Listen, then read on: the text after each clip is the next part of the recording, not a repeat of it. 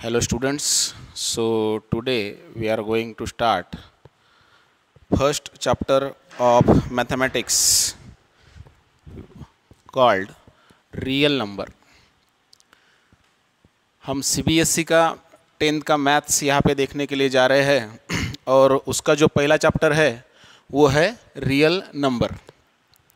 अब अगर हमें रियल नंबर ये चैप्टर देखना है, डिटेल में देखना है, तो सबसे पहले हमें ये मालूम होना चाहिए कि नंबर कौन से है और उसके टाइप्स क्या है. अगर आपको चैप्टर डिटेल में जानना है तो सबसे पहले आपको ये रियल जो है, रियल वर्ड, इसको छोड़ देना है और सबसे पहले आपको ये जानना है कि नंबर्स क्या है और उसके टाइप्स क्या है. बहुत बार ऐसा होता है कि हमें मालूम है 6 से लेकर 9 तक हम पढ़ चुके हैं कि मैथ्स में जो नंबर्स आते हैं उसके टाइप्स, अलग अलग टाइप्स क्या है और वो कौन से नंबर है. लेकिन ये चैप्टर चालू करने से पहले वो सारे नंबर्स आपको मालूम होना, उसके टाइप्स आपको मालूम होना, ये बहुत ज़्यादा ज़रूरी है. इसलिए हम पहले नंबर से स्टार्ट करते हैं.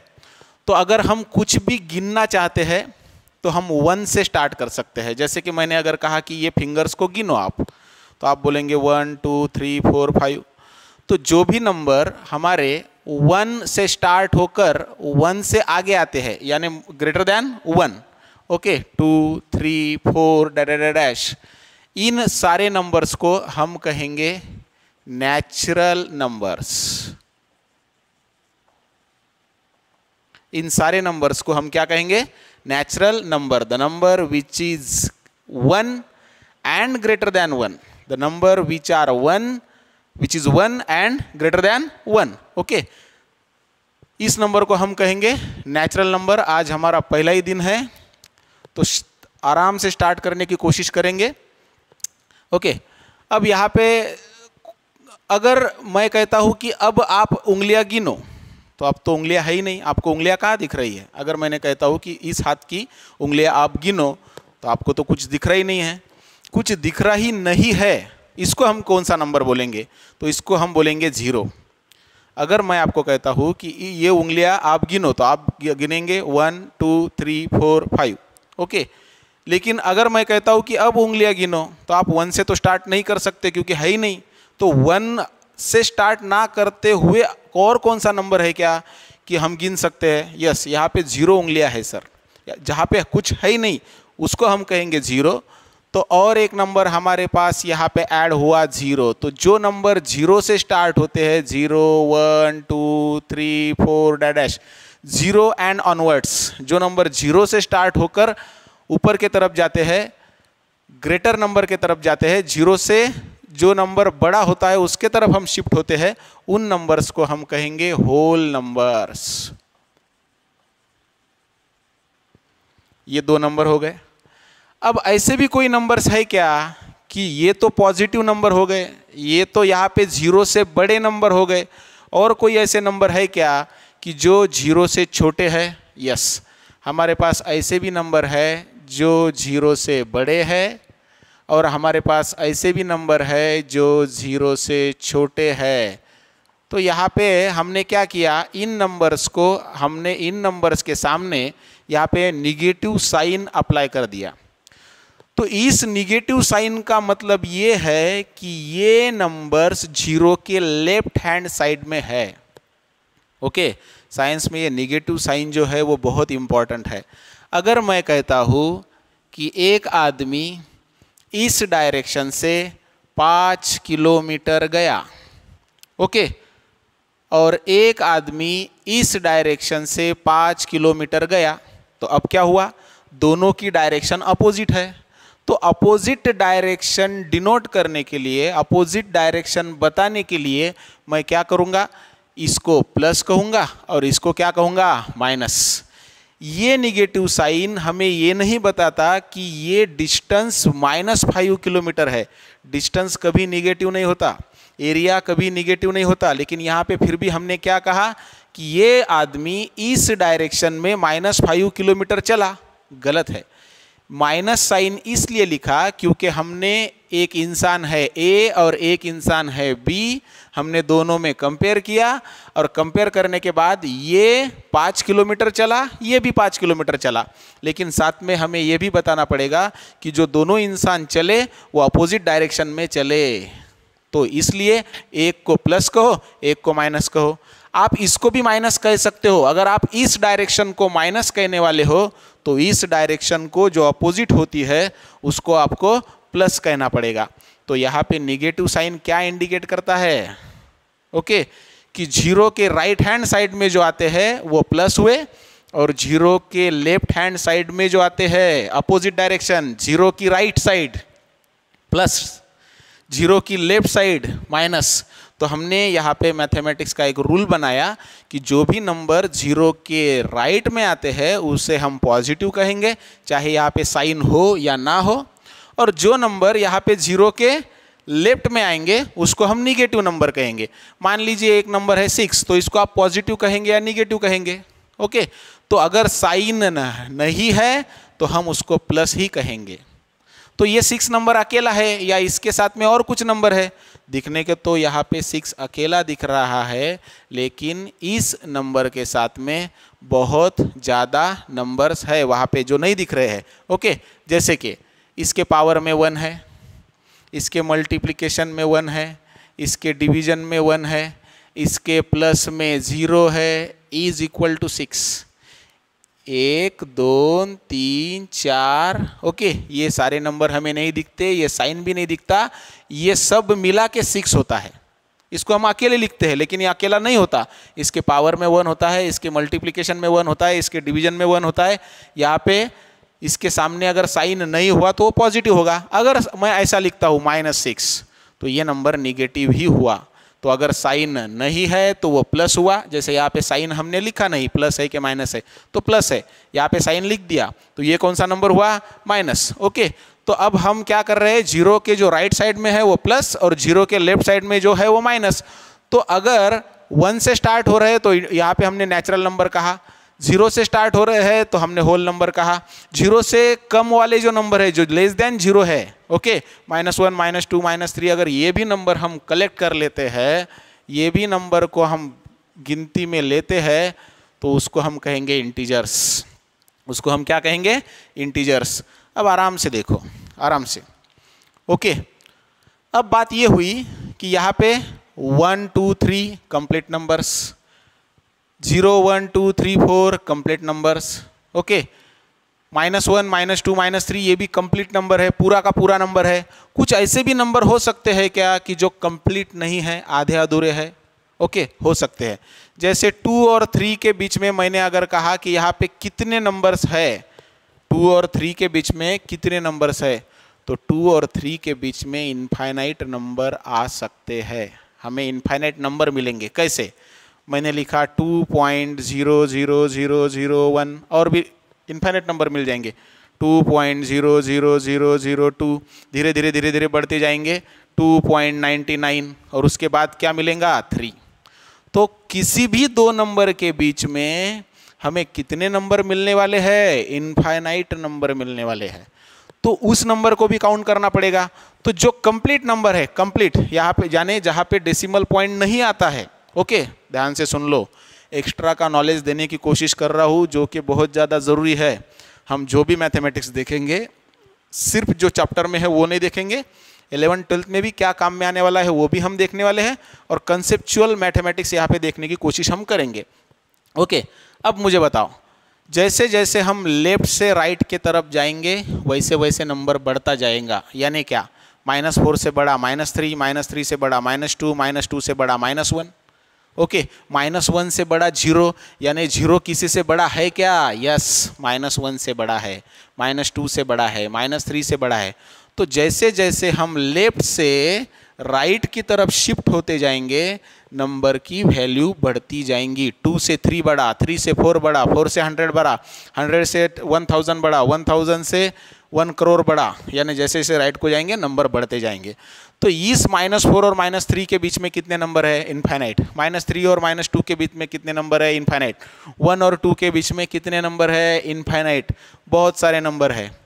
ओके 1.00000000001, 1.000000002, 1.99, 1.99, 1.9999991, 1.9999992, ओके इनफाइनाइट नंबर इनके बीच में आते हैं। तो वो नंबर भी अगर हमने कलेक्ट किए तो हम उसको क्या बोलेंगे? ओके तो हम उसको बोलेंगे रैशनल नंबर। तो अगर हमारे पास पॉइंट्स में नंबर है तो हम उसे बोलेंगे रैशनल नंबर। अब आराम से देखो, तो रैशनल नंबर पॉइंट में आते हैं, और पॉइंट कब आता है? पॉइंट तभी आता है जब हम नंबर्स को डिवाइड करते हैं। जैसे कि मैंने 10 को डिवाइड किया 4 से, ओके तो चलो 10 को डिवाइड करो 4 से, 4 2 ज़ा 8, यहाँ पे बचे 2, 4 से 2 को डिवाइड नहीं कर सकते, यहाँ पे लिखा पॉइंट, यहाँ पे लिख दिया 0, 4 5 ज़ा 20। देखो 10 को 4 से डिवाइड किया, 10 को 4 से डिवाइड किया तो हमें एक नंबर मिला 2.5, यानी 10/4 इज इक्वल टू व्हाट? 2.5। यानी कि डेसिमल वाला नंबर कब मिला? जब हम इंटीजर को इंटीजर से डिवाइड करते हैं तो हमें यहाँ पे फ्रैक्शनल नंबर मिलता है, डेसिमल वाला नंबर मिलता है, सॉरी पॉइंट वाला नंबर मिलता है, फ्रैक्शन में नंबर मिलता है। ओके तो यहाँ पे सबसे इंपॉर्टेंट चीज़ कि अगर p एक कौन सा भी इंटीजर है, वो प्लस भी हो सकता है, माइनस भी हो सकता है, और q भी एक इंटीजर है। जब दो इंटीजर का डिवीजन होता है तो जो नंबर मिलता है उस नंबर को हम रैशनल नंबर कहते हैं। So integer upon integer is called as what? Rational number. Okay लेकिन इसमें एक कंडीशन है, q should not be equal to 0। जैसे कि देखो 0 इंटीजर है क्या? यस। p 0 चलेगा क्या? यस।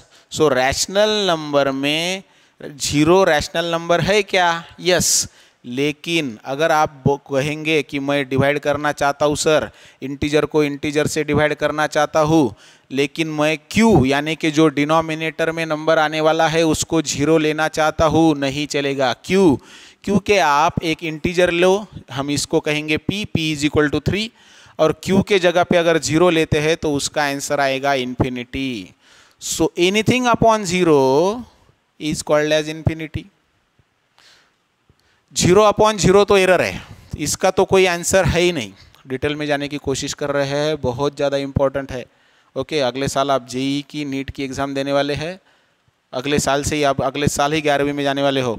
10th अगर अच्छे से नहीं हुआ तो कुछ भी फायदा नहीं है। ओके तो आगे का हार्ड अगर नहीं जाना है तो आज से ही आपको मेहनत करना पड़ेगा। अच्छे से देखने वाले हैं, आराम से देखो। So integer upon 0 is called as what? Infinity. तो अगर हम 0 से डिवाइड करेंगे इंटीजर को तो इन्फिनिटी आने के चांसेस है। लेकिन p और q दोनों 0 है, दोनों 0 इंटीजर है, 0 इंटीजर है। इंटीजर अपॉन इंटीजर आपने कहा सर रैशनल नंबर, लेकिन उसके लिए भी कुछ लिमिटेशंस है। ओके तो लिमिटेशन क्या है? p 0 चलेगा लेकिन q 0 नहीं चलेगा, न्यूमरेटर 0 चलेगा लेकिन डिनोमिनेटर 0 नहीं चलेगा। कौन से नंबर में? रैशनल नंबर में। अगर डिनोमिनेटर 0 आता है तो क्या होता है? अगर डिनोमिनेटर 0 आता है तो अगर इंटीजर को डिनोमिनेटर 0 होने के बाद में अगर डिवाइड करते हैं तो हमारा आंसर आ जाएगा इन्फिनिटी, जो कि नहीं चलेगा। ओके इन्फिनिटी यानी क्या? ऐसा नंबर जिसको हम नहीं गिन सकते, ऐसा नंबर कि जो डेफिनेशन में नहीं आता। आज तक इतना ही समझ लो, धीरे धीरे हम उसको भी देखने की कोशिश करेंगे। ओके 0 अपॉन 0 अगर ये दोनों भी 0 है तो चलेगा क्या? नहीं चलेगा। क्यों? क्योंकि वो एरर है, उसका कुछ आंसर है ही नहीं। जैसे कि मैं अगर लिखता हूँ सेम अपॉन सेम तो आंसर आएगा 1। ओके सेम अपॉन सेम तो आंसर आएगा 1। तो 0 अपॉन 0 आंसर 1 आएगा क्या? नहीं, वो एरर है, उसका आंसर क्या है हमें पता नहीं है। अगर आप उसका आंसर ढूंढते हो तो आपको नोबेल प्राइज़ मिल जाएगा। ढूंढने की कोशिश करो, ढूंढने से तो भगवान भी मिलता है, ये तो फिर भी नंबर अपॉन नंबर ही है। Okay so q should not be equal to 0। अगर इंटीजर से इंटीजर को डिवाइड करते हैं तो जो नंबर मिलेगा उसे हम कौन सा नंबर कहेंगे? Rational number. ओके, तो फिर मुझे बताओ ये जो सारे नंबर है ये कौन से नंबर हुए? ये सारे के सारे रैशनल नंबर हुए। कैसे क्या? आपने तो बोला सर कि रैशनल नंबर के लिए न्यूमरेटर भी होना चाहिए और डिनोमिनेटर भी होना चाहिए। तो मुझे बताओ, अगर मैं ये 4 लेता हूँ तो 4 के नीचे क्या है? 1। अगर मैं 3 लेता हूँ तो 3 के नीचे भी क्या है? 1। ओके, अगर मैं 0 लेता हूँ तो 0 के नीचे क्या है? 1। हर एक नंबर के नीचे यहाँ पे 1 है।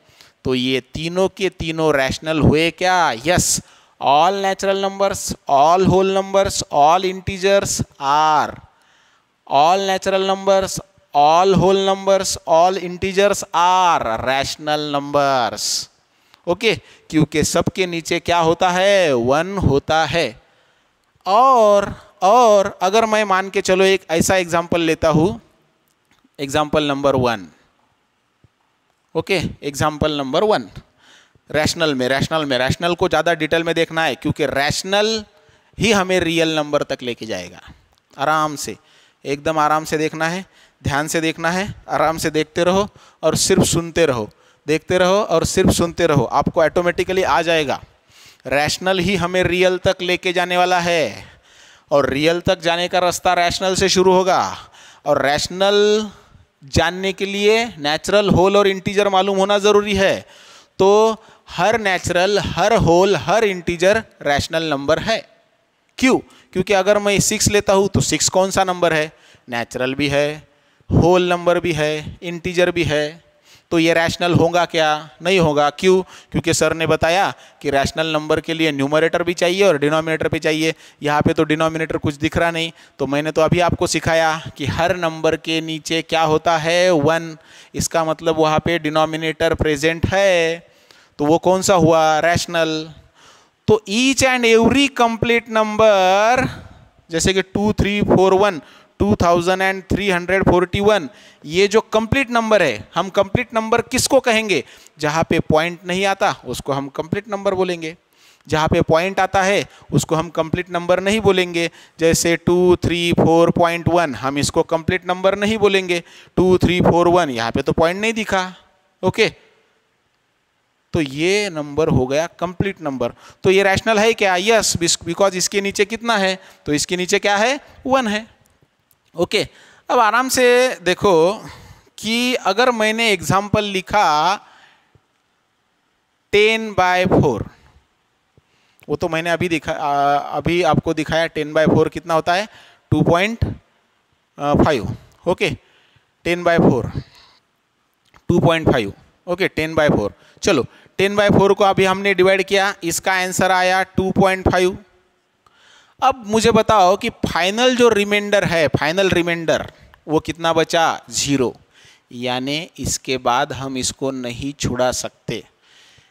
देखो, 4 से 10 को डिवाइड कर सकते हैं, यस, क्योंकि यहाँ पे 10 जो है वो बड़ा है इस 4 से, आराम से।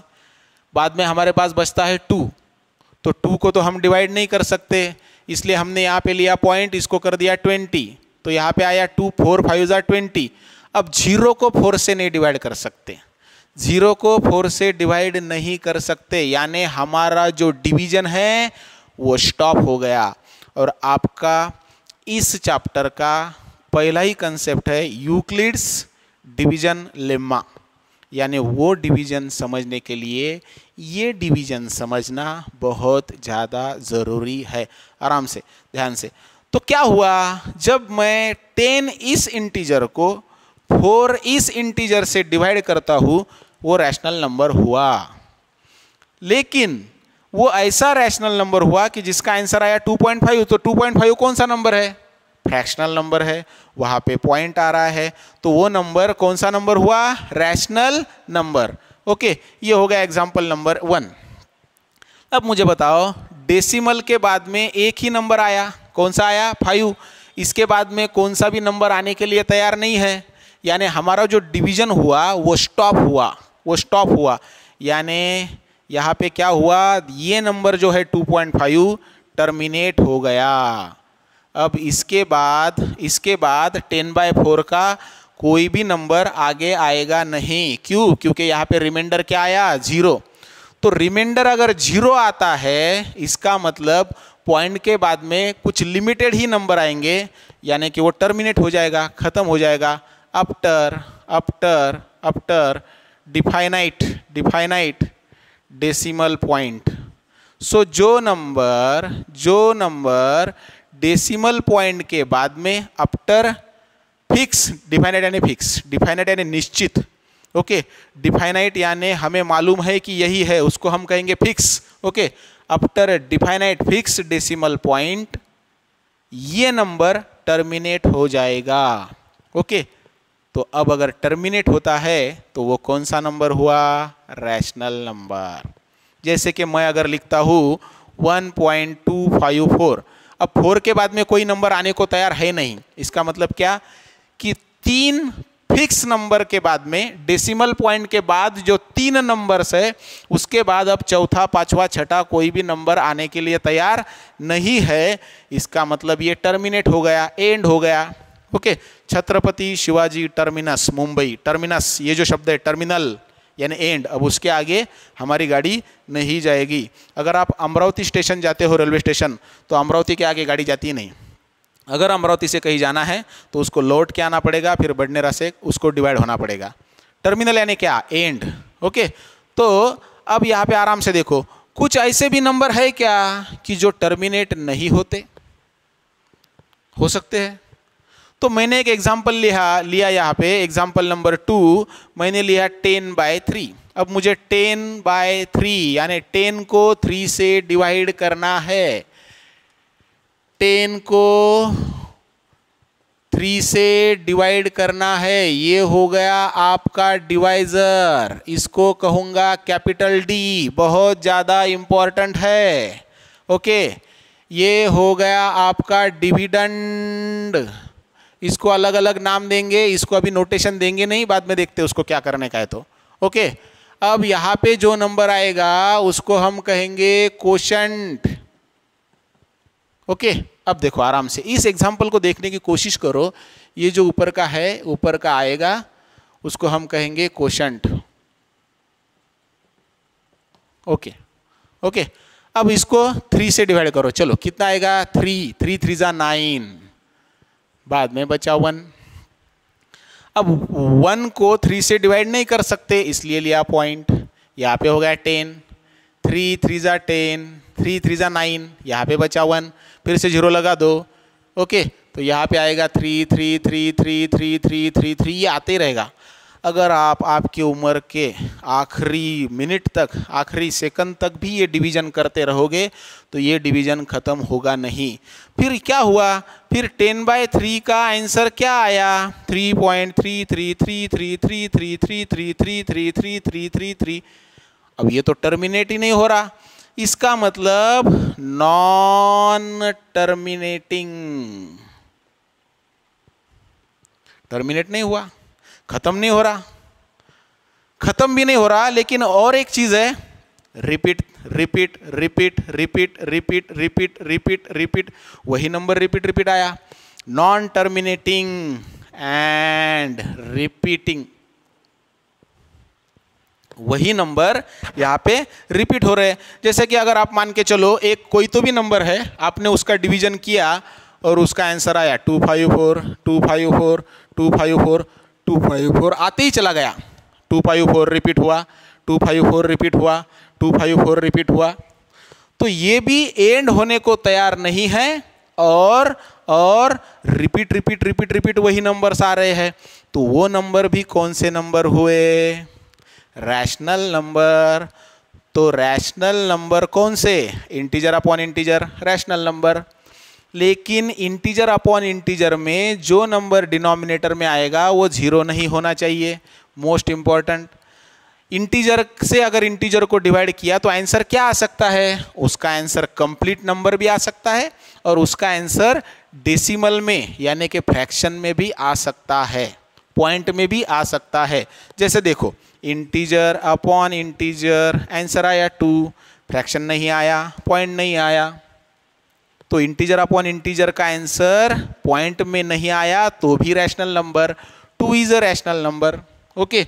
और अगर इंटीजर अपॉन इंटीजर का आंसर पॉइंट में भी आया तो भी रैशनल नंबर, लेकिन कुछ लिमिटेशन वहाँ पे भी लग गई कि हम उसको ही रैशनल नंबर कहेंगे जो टर्मिनेट होने को तैयार है आफ्टर ए डेसिमल पॉइंट, या फिर जो टर्मिनेट नहीं होते और रिपीट होते हैं, या तो फिर जो टर्मिनेट नहीं होते और जो रिपीट होते हैं उसको हम क्या कहेंगे, रिपीटिंग आफ्टर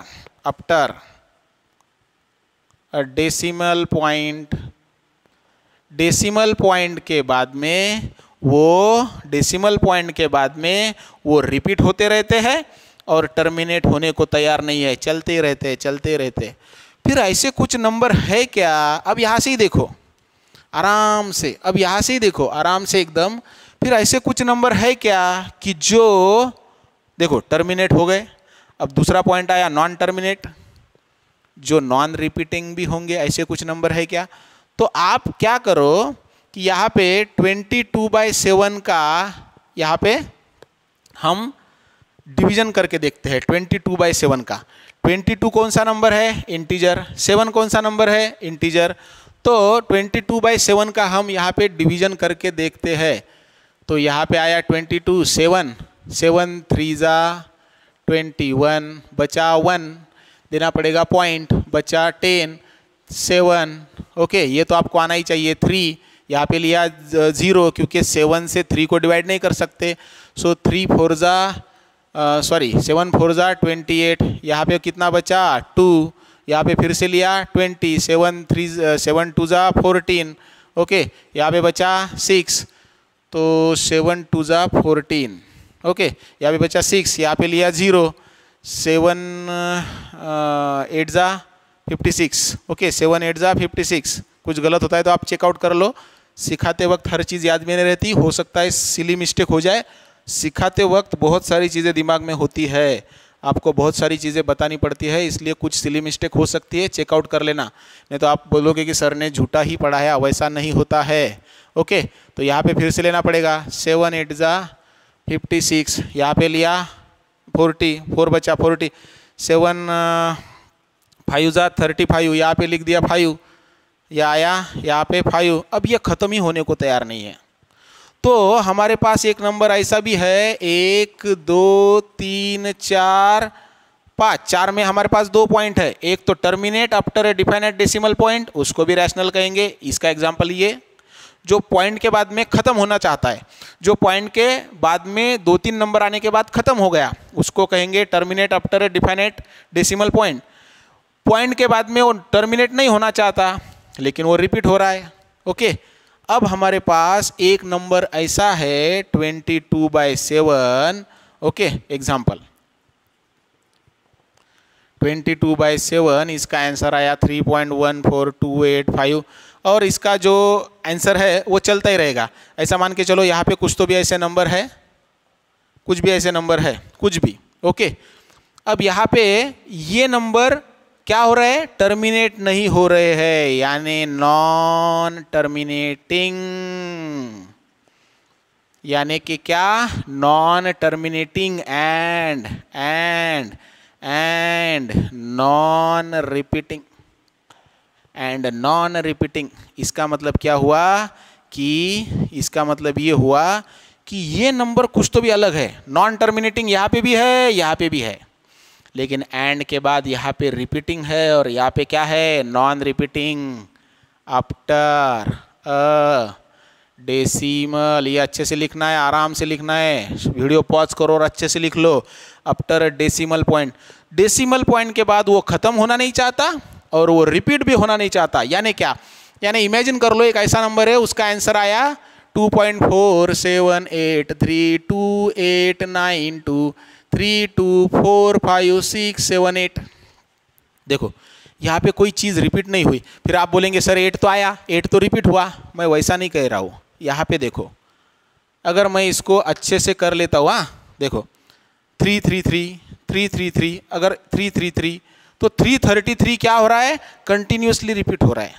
यहाँ पे देखिए 254 सिमिलर नंबर्स का ग्रुप रिपीट हो रहा है, सिमिलर नंबर का ग्रुप रिपीट हो रहा है।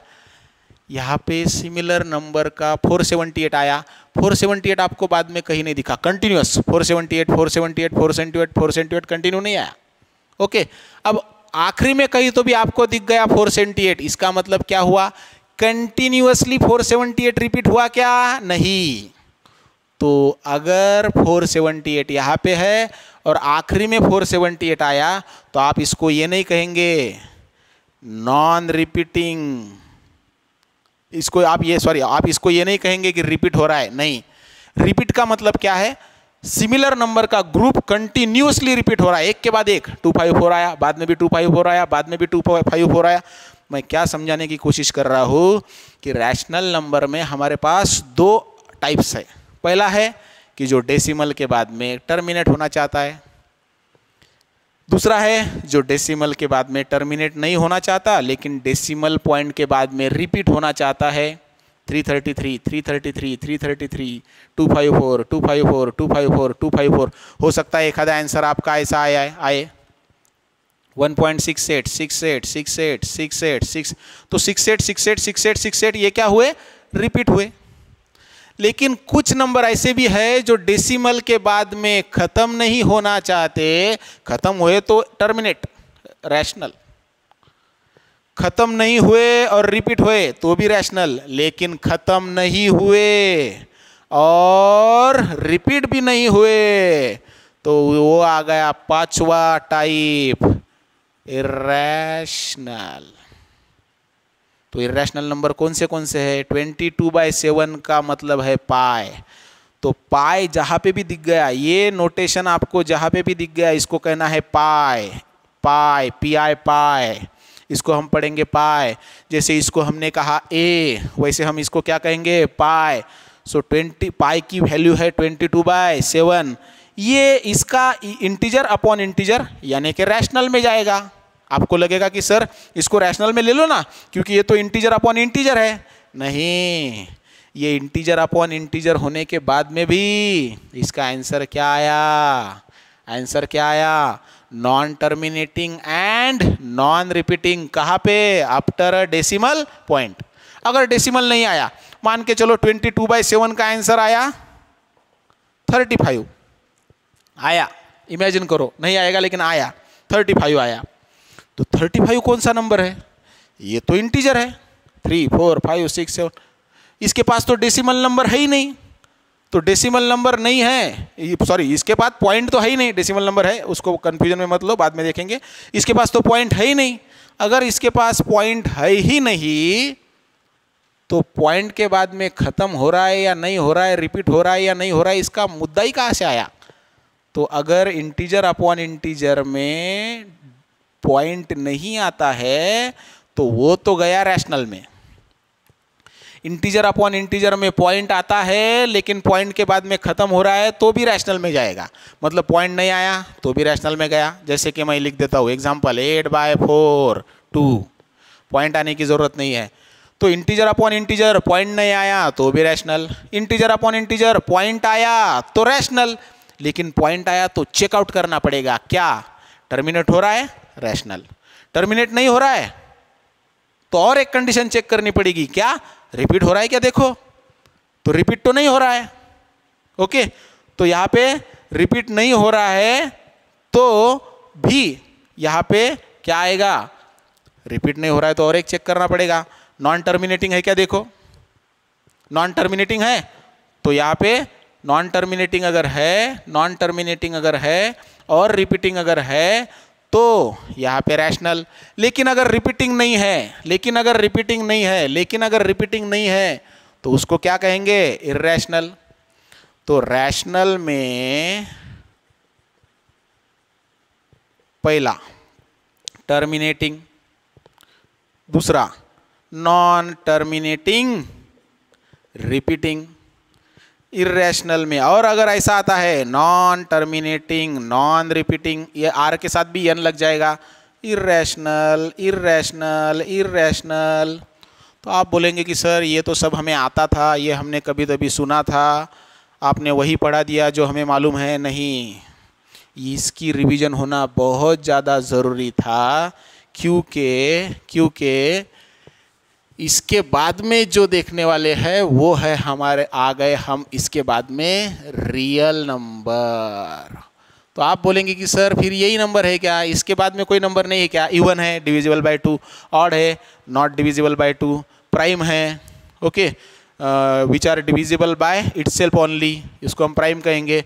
कंपाउंड नंबर्स है, कंपोजिट नंबर है, सॉरी कंपोजिट नंबर का क्या कहना है? Divisible by itself and other than itself, उसको हम क्या कहेंगे? देखो, even divisible by 2, odd not divisible by 2, prime divisible by itself, the number which are divisible by itself prime, the number which are divisible by 2 even, the number which are not divisible by 2 odd। उसके बाद में कोई है क्या? Yes, composite. ये number आपको थोड़ा सा सीखना पड़ेगा। देखो, the number which are divisible by itself and other than itself. देखो मैंने लिख दिया यहाँ पे 12, तो 12 को कौन कौन डिवाइड कर सकता है? 12 तो कर सकता है, 1 भी कर सकता है, 2 भी कर सकता है, 3 भी कर सकता है, 4 भी कर सकता है। तो ऐसा नंबर जो 1 और खुद से तो डिवाइड होगा ही, लेकिन दूसरों से भी होगा, उसे हम कहेंगे कंपोजिट। चलो हम एक एग्जांपल लेते हैं, 3 1 से होगा और 3 से होगा। The number which is divisible by 1 and itself, जो खुद से और 1 से ही डिवाइड होगा, प्राइम। जो खुद से, 1 से और इन दोनों को छोड़ के और भी नंबर से डिवाइड होगा, उसे कहेंगे कंपोजिट। तो ये सब देखा हुआ है, लेकिन अच्छे से लिख लो क्योंकि वो नहीं समझेगा। So what is real number? What is real number? Rational plus irrational, दोनों का कॉम्बिनेशन, दोनों की एडिशन, दोनों को मिला के जो नंबर आएगा उसे हम कहेंगे रियल नंबर।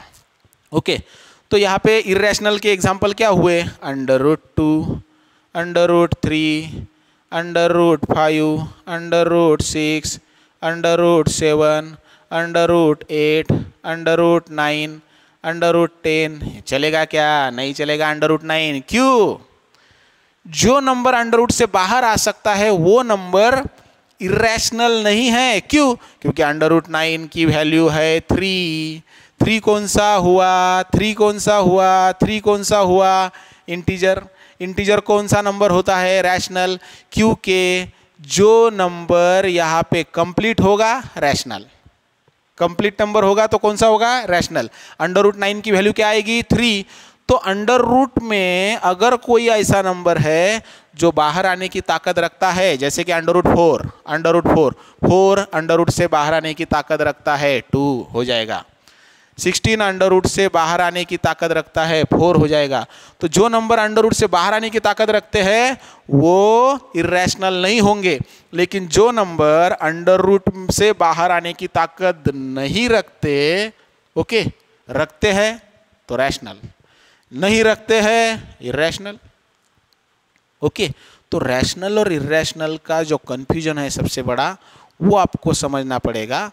किस लिए? क्योंकि रैशनल और इरेशनल मिला के यहाँ पे रियल नंबर बनेगा। तो आज हमने ये सीखा कि रियल नंबर कैसे बनता है। रैशनल और इरेशनल मिला के कौन सा नंबर बना? Real number. अब मुझे बताओ, इरेशनल तो आया, रैशनल तो आया, ओके, तो फिर ये आए कि नहीं आए? आए। कैसे? क्योंकि रैशनल में ये सारे नंबर होते हैं।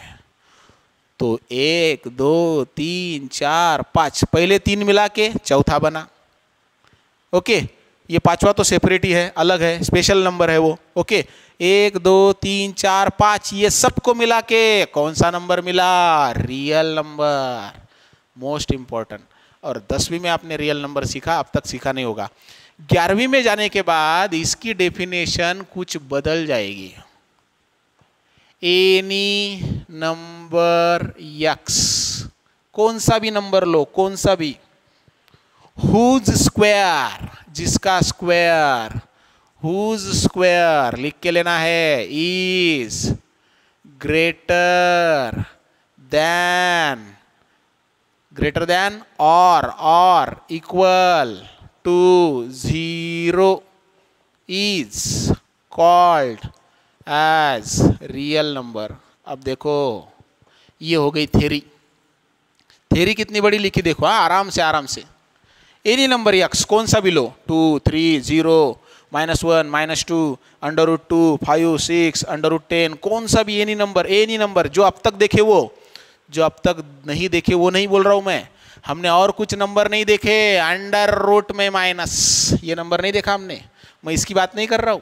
जो अब तक देखे उसमें का कौन सा भी नंबर उठाओ, कौन सा भी यानी एक्स, एनी नंबर, उसको नाम दिया एक्स नंबर, हुज स्क्वायर, उसका स्क्वायर क्या आया, ग्रेटर देन आया, या तो फिर इक्वल आया, किसके, 0 के, तो 0 से बड़ा है उसका स्क्वायर, या तो 0 को इक्वल है, उस नंबर को हमने कौन सा नंबर बोला, रियल नंबर। ये हो गई थ्योरी। इस थ्योरी को मैथमेटिक्स कितना इजी कर देता है देखो, आराम से। Any number x whose square greater है या इक्वल है 0 से, तो उस यक्स को उस नंबर को हम कहेंगे रियल नंबर। तो हमें चेक करना था कि -2 कौन सा तो भी नंबर है, तो हमें चेक करना है कि -2 रियल है कि नहीं। अगर रियल है कि नहीं चेक करना है, उसका स्क्वायर लो, उसका स्क्वायर लेना है, चलो ले लिया, माइनस का स्क्वायर प्लस 2 का स्क्वायर 4, आंसर आया 4। 4 बड़ा है 0 से, रियल नंबर हुआ। अब आराम से देखो, ये साइन कहता है देखो, x y, x y, x y, x y, ये चारों लिख देता हूं आराम से, आराम से। X y, x y, x y, x y. अगर मैं ऐसा लिखता हूं, ये जिसके तरफ ये होगा वो बड़ा होगा, जिसके तरफ ये होगा वो छोटा होगा। ओके, आराम से आराम से आराम से बोर्ड पे का सारा आपको पॉज करते करते करते करते लिख के लेना है। डिटेल में जाने की कोशिश कर रहा हूं। ओके, ये जो साइन है, चिन्ह, ये जिसके तरफ है वो बड़ा, ये जिसके तरफ है वो छोटा, आराम से एकदम। ओके, तो यहाँ पे देखो, अब ये जो मैंने ऐसा लिखा, तो ये जो बड़ा पार्ट दिख रहा है वो यक्स के तरफ है, तो इसको पढ़ना कैसा है, x is greater than y. अब ऐसे लिखा, x is less than y और y is greater than x. इसको ऐसा पढ़ सकते हैं दोनों तरफ से, x is greater than y, इधर से स्टार्ट करो, वाई इज लेस, क्योंकि वाई के तरफ ये छोटा पार्ट आ गया, y is less than x. और कुछ है क्या, यस, ऐसा। ये आ गई नीचे की लाइन। ये क्या कहती है, देखो, x is greater than y, इसका मतलब है यक्स और वाई इक्वल कभी नहीं होंगे। Y is greater than x, इसका मतलब भी ये है कि यक्स और वाई कभी इक्वल नहीं होंगे। ओके, तो यहां पे आराम से, यक्स इज ग्रेटर देन और इक्वल टू वाई, क्योंकि ये बड़ा तो यक्स के तरफ आया तो यक्स तो बड़ा हुआ, यक्स इज ग्रेटर देन और इक्वल टू वाई, यानी कि यहां पे यक्स और वाई इक्वल हो सकते हैं। क्यों, क्योंकि नीचे की लाइन आई। ओके, आराम से आराम से आराम से आराम से रिपीट कर करके देखना पड़ेगा, रिपीट कर करके देखना पड़ेगा। देखो, okay, y is greater than और इक्वल टू x, तो यहां पे y x से बड़ा हो सकता है या दोनों की वैल्यू इक्वल हो सकती है। यहाँ पे x बड़ा हो सकता है y से, या तो दोनों की वैल्यू इक्वल हो सकती है, लेकिन यहाँ पे कभी इक्वल नहीं होगा क्योंकि ये नीचे की लाइन नहीं आई। तो इसका मतलब क्या हुआ, अब पढ़ सकते हो, any number x square greater than और इक्वल टू 0। किसी भी नंबर का स्क्वायर अगर बड़ा आता है 0 से या इक्वल आता है 0 के साथ में, तो उस नंबर को कि जिसका स्क्वायर बड़ा आया या इक्वल आया 0 के साथ में, उस नंबर को देखो, उस नंबर को रियल कहेंगे। हम यहाँ पे 4 को रियल नहीं कह रहे अभी के लिए, हम यहाँ पे चेक किया कि -2 रियल है कि नहीं, तो -2 इज रियल। व्हाई, बिकॉज -2 का स्क्वायर आया 4 और वो बड़ा है 0 से। तो अब मुझे बताओ 0 कौन सा नंबर हुआ, रियल। क्यों, क्योंकि अगर स्क्वायर 0 के इक्वल भी आता है तो भी चलेगा। तो ये सारे के सारे नंबर जो है ये कौन से नंबर हुए, रियल नंबर। तो रैशनल भी रियल है, इर्रेशनल भी रियल है। क्यों, क्योंकि उन सब का स्क्वायर जो है वो क्या आ जाता है, उन सब का स्क्वायर जो है वो क्या आ जाता है, बड़ा या इक्वल किसके, 0 के बड़ा या 0 से बड़ा या 0 के इक्वल, उस नंबर को कहेंगे रियल। ये तो डेफिनेशन आपको 11th में आएगी, 10th में दिखेगी भी नहीं 99.9%, लेकिन मैंने आपको बता दिया, लिख लो उसको। ओके, फिर ऐसे कोई नंबर है क्या, ऐसे कोई नंबर है क्या जिसका स्क्वायर 0 से छोटा आता है। देखो √2 का स्क्वायर लो, स्क्वायर और स्क्वायर रूट कैंसल हुआ, आंसर आया 2। 2 0 से क्या है, बड़ा, 2 इज ग्रेटर देन 0, इसका मतलब √2 का स्क्वायर बड़ा आया 0 से, तो √2 रियल हुआ। लेकिन अगर मैं -√2 का स्क्वायर निकालना चाहता हूँ, ओके, तो स्क्वायर और स्क्वायर रूट कैंसल, बचा -2, -2 इज लेस देन 0। इसके लिए मुझे आपको ये बताना पड़ा कि -2 छोटा है 0 से। ये आज क्यों शुरू किया, पूरा ज़रूरी है, रिवीजन करना ज़रूरी है, मालूम होना, यानी कि वो माइंड में दब गया कहीं तो भी, लेकिन रिवाइज अगर करते रहेंगे तो फटाक से याद आ जाएगा। ओके, सो √-2 का स्क्वायर छोटा आया 0 से, इसका मतलब √-2, √-3, √-9, √-5, अंडर रूट में जो भी नंबर माइनस में आएंगे उसका स्क्वायर छोटा ही आएगा 0 से। इसका मतलब ये हुआ कि अंडर रूट में अगर माइनस आता है तो वो नंबर कौन से है, वो जाएंगे इमेजिनरी में, उसको बाद में देखेंगे, उसको बाद में देखेंगे। तो कुछ नंबर बचे हैं क्या, यस, अंडर रूट में माइनस बचा है, तो वो हो गए इमेजिनरी नंबर, वो हो गए इमेजिनरी नंबर। तो अगले साल 11वीं में आपको क्या पढ़ाएंगे, real plus imaginary is called as complex. तो जैसे जैसे आप आगे बढ़ रहे हो वैसे वैसे नंबर भी आगे बढ़ रहे हैं, वैसे वैसे रूल्स भी आगे बढ़ रहे हैं, और वैसे वैसे सारा जो सीखने का तरीका है वो स्टेप बाय स्टेप बढ़ता जा रहा है।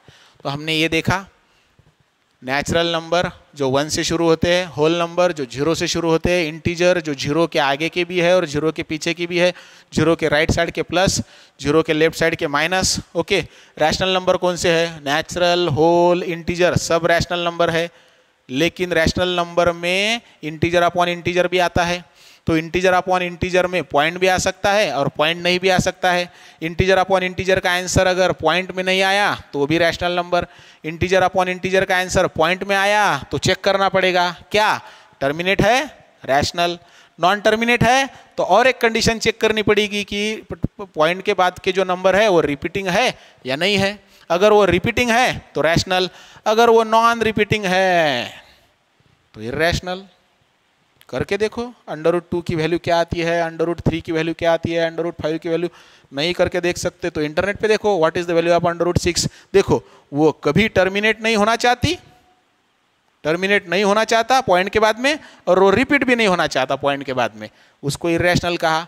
तो रैशनल और इरैशनल मिला के जो नंबर बनेगा सब, उसको क्या कहेंगे, रियल नंबर। यानी natural, whole, integer, rational, irrational, ये सब नंबर, ये पूरे के पूरे नंबर कौन से नंबर है, रियल। क्यों, क्योंकि इसका इसका इसका इसका इसका इन सब नंबर का इनको छोड़ के स्क्वायर बड़ा आता है या इक्वल आता है किसके, 0 के, करके हमने उसको कौन से नंबर कहा, रियल नंबर। तो जिस नंबर का भी समझो एक नंबर है, चेक करना है कि रियल है कि नहीं, तो इसका स्क्वायर करो, स्क्वायर करने के बाद में अगर इसका स्क्वायर 0 से बड़ा आएगा या इक्वल टू 0 आएगा तो वो रियल है, और इसका स्क्वायर अगर 0 से बड़ा नहीं आएगा, छोटा आएगा, तो वो क्या है, नॉन रियल नंबर है। तो नॉन रियल को क्या कहते हैं, इमेजिनरी नंबर। ये तो आगे देखेंगे। ओके, तो आज के लेक्चर में हम कहाँ तक पहुँचेंगे, कहाँ तक पहुँचे, what is mean by real number, कि जिसका स्क्वायर ग्रेटर देन और इक्वल टू 0 आता है, 0 से बड़ा आता है या तो फिर 0 से इक्वल आता है। ये बड़ा, ये छोटा, इसके साथ में ऐसे अगर और एक लाइन लग गई ऐसी, बराबर है, ये मैंने यहाँ पे एक ऐसी लाइन और लगाई तो इक्वल, ओके, ग्रेटर देन और इक्वल, लेस देन और इक्वल, ये सारे जो साइन हैं हम पढ़ चुके हैं, इसको आराम से लिख लो। x is greater than y, x is less than y, x is greater than और equal to y, x is less than और इक्वल टू y। उल्टा भी पढ़ सकते हैं, y is less than x, y is greater than x, y is less than और equal to x, y is greater than और equal to x। आराम से पढ़ो, ध्यान से पढ़ो, लेक्चर फिर हजारों बार देखो, नो प्रॉब्लम। ओके, तो हम रियल नंबर के डेफिनेशन तक पहुंच चुके हैं। आगे हम देखेंगे डिवीजन के रूल। इसके लिए आपको डिवीजन आना बहुत ज़रूरी है, तो नंबर का डिवीजन की थोड़ी सी आज प्रैक्टिस कर लो। कल हम देखेंगे Euclid's division lemma. Okay, so stop for the day. पढ़ाई करो बच्चों और अच्छे से पढ़ो। Thank you.